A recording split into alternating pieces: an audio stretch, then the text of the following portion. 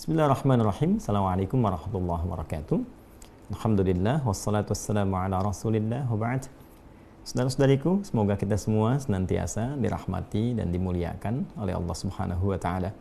Semoga seluruh aktivitas yang kita jalani diberikan kelancaran dan kemudahan oleh Allah Subhanahu wa taala.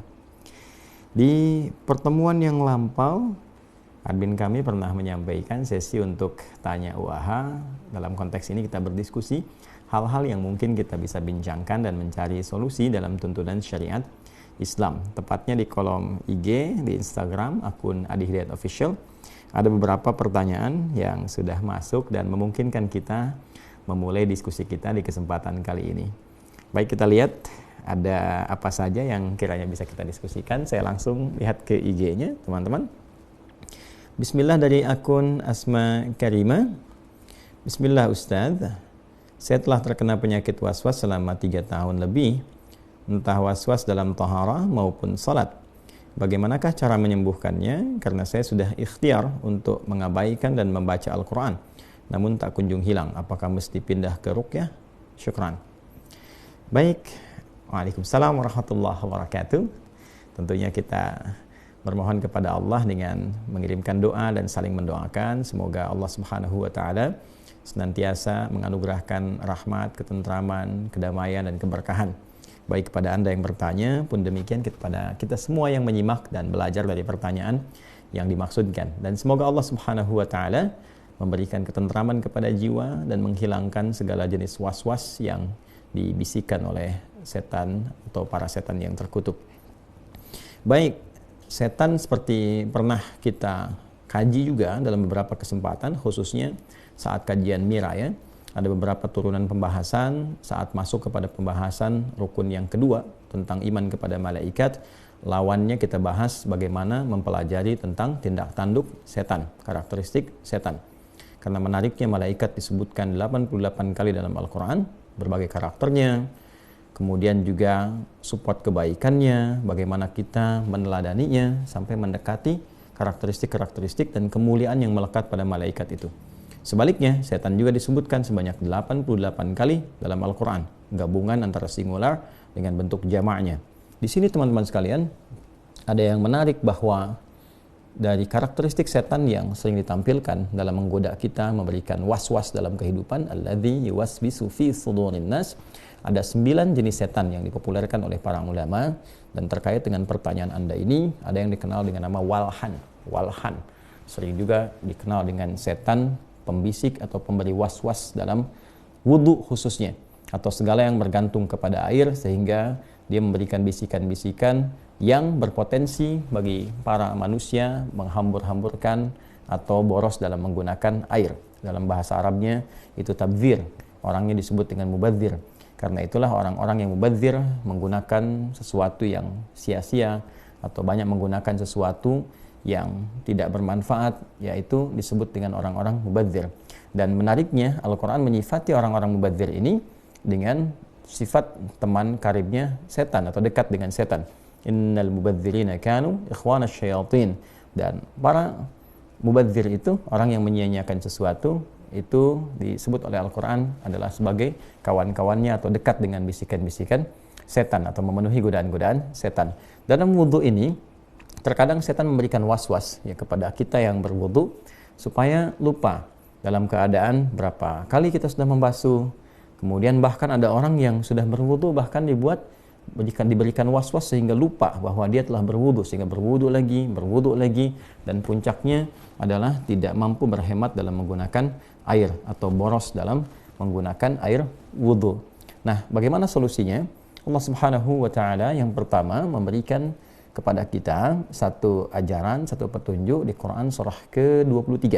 Silahkan dicek ya, Al-Mu'minun di ayat ke-97 sampai dengan 98. Ya, di situ kita diajarkan bermohon, berdoa kepada Allah Subhanahu wa taala dikala ingin mengerjakan sesuatu, terutama khususnya ketika ada was-was yang dirasakan. Ya, qala, kemudian hamba itu bermohon berkata pada Allah Subhanahu wa taala, Rabbi a'udzubika min hamazatis syayatin wa a'udzubika rabbi ay yahdurun. Ya Allah, aku berlindung kepadamu, mohon lindungi aku ya Allah, kan, dari berbagai keburukan yang ditimbulkan oleh setan, dan aku bermohon perlindungan kepadamu ya Allah, ya, supaya mereka tidak hadir di sekitaranku. Aku mohon perlindunganmu ya Allah dari kehadiran mereka yang ingin memberikan was-was. Jadi yang pertama adabnya adalah berlindung dulu kepada Allah dengan segenap keyakinan. Jadi kalau berlindung tuh jangan cuma dibaca di lisan, ya, tapi dikuatkan dengan iman kita, difokuskan dengan pikiran kita, sehingga apa yang dimohonkan kepada Allah Subhanahu wa taala itu terasa dalam jiwa. Nah, bedanya apa? Bedanya orang yang bermohon kepada Allah dengan segenap jiwanya itu akan memiliki getaran dalam kalbunya. Getaran inilah yang menggerakkan kepada bagian tubuh kita untuk merasakan kehusyuan, sehingga dari situ timbul motivasi. Ya, motivasi kuat untuk mempertahankan kebaikan dan juga pada saat yang bersamaan mencegah berbagai keburukan, termasuk melawan bisikan-bisikan setan. Itu yang pertama. Yang kedua, tentunya kita menghadirkan satu semangat keyakinan yang utuh terhadap sesuatu yang telah dikerjakan. Kaidah usul fikihnya berbunyi al-yaqinu la yuzalu bisyak. Jadi kalau sedang misalnya sudah berwudu, selesai wudu, kemudian ada was-was tadi batal atau enggak, ambil yang paling yakin dan putuskan pada saat itu. Ya, begitu Anda meyakini wudu, ya, saya masih suci, sudah tepikan berbagai macam hal-hal yang kira-kira bisa merusak keyakinan Anda, kecuali kalau ada bukti-bukti yang menunjukkan bahwa wudunya batal misalnya, maka silahkan diulang kembali. Dan yang ketiga, mempelajari tentang makna, ya, apa yang dikerjakan. Jadi dari mulai wudu, apalagi tadi disebutkan sholat juga, maka diisyaratkan dalam beberapa ayat dalam Al-Quran, juga tentunya bimbingan dari Nabi SAW, supaya kita mempelajari, ya, baik dari bacaan-bacaan ataupun juga gerakan-gerakan, kaifiyat, tata cara wudu ataupun sholat. Sehingga ketika kita mengerjakan wudu sampai dengan ke sholat, lisan mengucapkan, pikiran bisa menerjemahkan, hati bisa merasakan, memaknai, karena paham apa yang diucapkan itu. Nah, dengan memahami itu, pikiran kita tidak sibuk merenungkan yang lain atau mengikuti was-was setan, ya, tapi lebih menerjemahkan apa yang kita bacakan. Misalnya Allahu Akbar, lisan mengucap Allahu Akbar, pikiran menerjemahkan Allah Maha Besar, hati meresapi, ya Allah, aku berikrar Engkau yang Maha Agung, Maha Besar, mohon ampun kalau selama ini ada sifat-sifat yang kurang baik, merasa hebat, merasa tinggi, merasa besar dibanding orang lain. Lalu muncul kemudian kepasrahan diri kita kepada Allah dengan mengatakan, misalnya wajjahtu wajhiya lilladzi fataras samawati wal ard hanifan muslima wa ma ana minal musyrikin. Atau kita bacakan misalnya Allahumma ba'id baini wa baina khataayaya kama ba'adta bainal masyriqi wal maghrib, dan seterusnya hadis. Nah, dari sini dapat disimpulkan bahwa untuk mengusir was-was syaitan itu, maka pertama berlindung kepada Allah Subhanahu wa taala dari godaan-godaan syaitan yang dimaksudkan, yang standarnya a'udzubillahi minasyaitonir rajim. Atau kita bisa gunakan yang di surah Al-Mu'minun tadi, ayat 97 sampai 98. Rabbi inni atau Rabbi a'udzubika min hamazatis syayatin wa a'udzubika Rabbi ayyahdurun. Atau kita bisa bacakan misalnya surah-surah tentang perlindungan, bisa bacakan Al-Falaq, bisa bacakan An-Nas misalnya, dan spesifik di An-Nas itu kan ada ayat yang memohon perlindungan kepada Allah dari was-was syaitan secara langsung, alladzi yuwaswisu fi sudurin nas minal jinnati wan nas.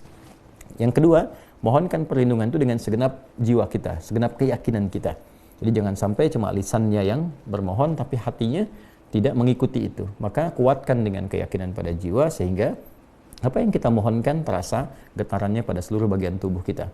Yang ketiga, ambil yang yakin apa yang kita kerjakan dan lupakan yang diragukan itu, segera tepikan, hilangkan, sehingga dengan pertahanan yang kuat ini, dengan meyakini sesuatu, aspek-aspek yang diragukan akan cepat terhindar dari apa yang sedang kita rasakan.